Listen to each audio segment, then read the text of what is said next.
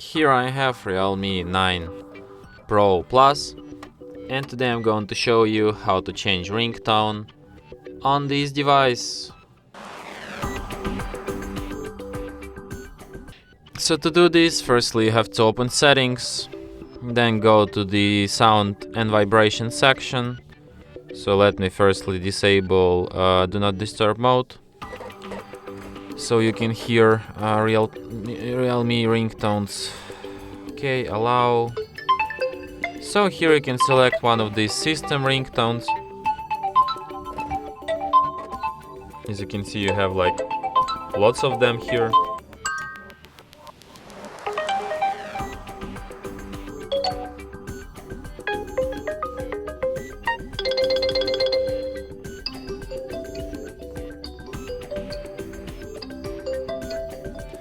Okay, so like pick